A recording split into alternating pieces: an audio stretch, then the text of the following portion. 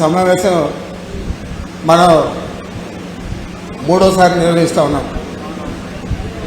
మొదటిసారి 3 నెలలు 4 నెలలకు ముందర ఈ సమావేశం జరిగింది.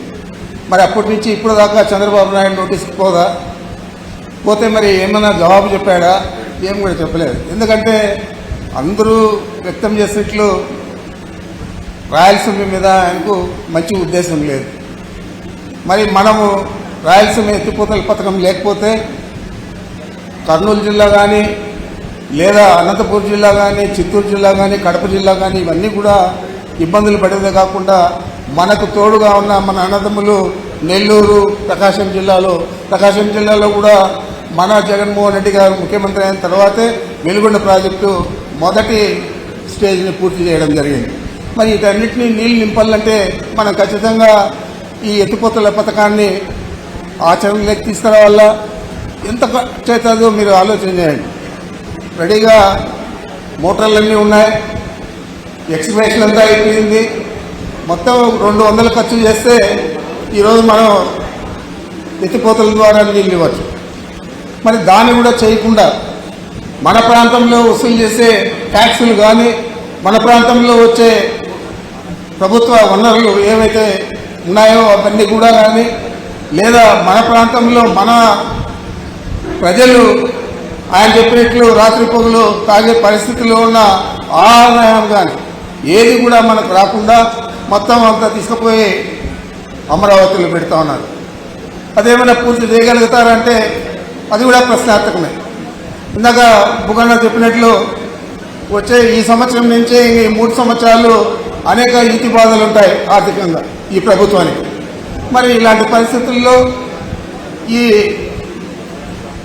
23 నెలల్లో మనం 60 నెలల్లో ఎంత అప్పు చేశామో మన ప్రభుత్వం ఉన్నప్పుడు అనేక పథకాలన్నీ కూడా అమలు చేసి జగన్మోహన్ రెడ్డి గారు చెప్పిన ప్రతిదీ కూడా అమలు చేసేదే కాకుండా చెప్పనివి కూడా ఇంకా ప్రజల కోసం ముందుకు తీసుకొచ్చారు.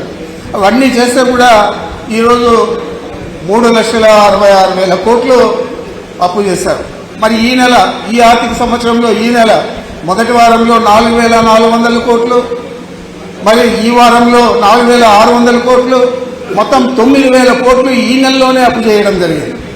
మరి ఇంత దారుణ పరిస్థితుల్లో ఆర్థికంగాను దుర్వినియోగం చేస్తూ మా ప్రాంతంలో వచ్చిన ఆదాయాన్ని కూడా మా ప్రాంతంలో ఖర్చు చేయకుండా 200 ఖర్చు పెడితే ఆ మోటార్లు బిగిస్తే మాకందరికీ కూడా తాగడానికి సాగునీరు 2 కూడా లభ్యమవుతాయని ఆలోచన చేయకుండా మరి నేను కుప్పానికి నీళ్ళు ఇచ్చాను. కుప్పం ఆయన జగన్మోహన్ రెడ్డి గారు కుప్పంకి వస్తే అక్కడ ప్రజలందరూ పూర్తి చేయలేదు, ఇక్కడ అందినివా అంటే అన్న నిజమేనా అని అడిగాడు. నేను అవును చేయలేదు, ఇది చేస్తే బాగుంటుందంటే సభలోనే ఆయన అనౌన్స్ చేసిపోయాడు. ఆ తర్వాత పూర్తి చేశాము, మళ్ళీ ఇనాగరేషన్ కూడా ఆయనే వచ్చాడు, చెరువులకంతా కూడా నీళ్లు నింపాము. అది ఈరోజు అంతా కూడా మర్చిపోయి ఇందాక ఏదైనా మాట్లాడితే బుగ్గన గారే మాట్లాడాలి. ఎందుకంటే నేను ఎప్పుడు ఆసక్తిగా వింటూ ఉంటా తప్ప ఆ అసెంబ్లీలో కూడా ఇద్దరు పక్కనే కూర్చో ఉంటాం. ఏదో ఒకటి చెప్తానే ఉంటాడు, నవ్విస్తానే ఉంటాడు. అట్లే ఇప్పుడు కూడా చెప్పాడు, పసుపు నీళ్ళు చల్లుకోవడం, పసుపు పూలు చల్లుకోవడం, అక్కడంతా కూడా పూజలు చేయడం, ఆ కట్ట మీద బస్సు పెట్టుకొని నిద్రపోవడం, మరి ఈ కాలువ అంతా నేనేం చేశాను, నేనే నీళ్ళు ఇచ్చానని చెప్పి ఈ ప్రభుత్వం వచ్చినాక ఆయన ప్రచారం చేసుకోవడం కూడా జరుగుతూ ఉంది. మరి వాస్తవానికి జగన్మోహన్ రెడ్డి గారికి దక్కాల్సిన క్రెడిట్ దాన్ని కూడా అతను చోరీ చేస్తూ ఉన్నాడు. ఇలాంటి వ్యక్తి ఈ రాయలసీమలో పుట్టడం మన దురదృష్టకరం. ఇలాంటి వ్యక్తులు ఇంకా ఎవరైనా మన రాష్ట్రంలో ఉండాలంటే నాకు తెలిసి ఇంత నీచమైన ప్రవృత్తి, నీచమైన ఆచారాలు ఉన్న వ్యక్తి ఎవరు కూడా లేరు. ఎందుకంటే ఆయన మాట్లాడే ప్రతి మాట కూడా ఏదో ఒకటి అబద్ధాలతో కూడుకునేది తప్ప వాస్తవాలు మాట్లాడే పరిస్థితి ఎప్పుడు కూడా మనం చూడడం లేదు. ఈ ఎన్నికల్లో చెప్పాడు, అనేక హామీలు ఇచ్చాడు, ఏదైనా అమలు చేశాడా? అప్పుడే సూపర్ 6, సూపర్ 7 అంతా సక్సెస్ అయిపోయిందని చెప్పాడు. మరి ఇలాంటి పరిస్థితుల్లో అందరి అభిప్రాయం ప్రకారం మనము ఈ ఉద్యమాన్ని గ్రామ స్థాయి దాకా తీసుకుపోవాలి.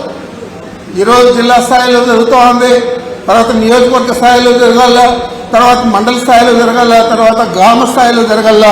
అప్పుడే రాయలసీమ వాసులందరికీ కూడా ఒక అవగాహన వస్తుంది, ఈ ప్రభుత్వం మీద ఏం పుడుతుంది. తప్పకుండా వచ్చే ఎన్నికల్లో జగన్మోహన్ రెడ్డి గారికి ఈ రాయలసీమ ప్రాంతమే కాకుండా నెల్లూరు, ప్రకాశం జిల్లాతో కలిపి అన్ని సీట్లు కూడా మనం గెలిపించుకునే పరిస్థితి తీసుకురావాలని చెప్పి మిమ్మల్ని కోరుకుంటా ఉన్నాను. ఈరోజు దాదాపు మన రాంభూపాల్ రెడ్డి గారు నాకు చూపించారు, దాదాపు 9 ఈ రెజల్యూషన్స్ ఇస్తా ఉన్నామని. ఇవన్నీ కూడా ఏది కూడా ఇప్పుడు పూర్తి చేసే పరిస్థితి ఉండదు, చేపట్టే పరిస్థితి ఉండదు.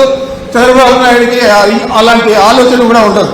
ఇవన్నీ జరగాలంటే తిరిగి జగన్మోహన్ రెడ్డి గారు ముఖ్యమంత్రి కావాలా. ఆయన ముఖ్యమంత్రి అయిన తర్వాత ఇవన్నీ కూడా మనం పూర్తి స్థాయిలో అమలు చేసేదానికి వీలైతుంది.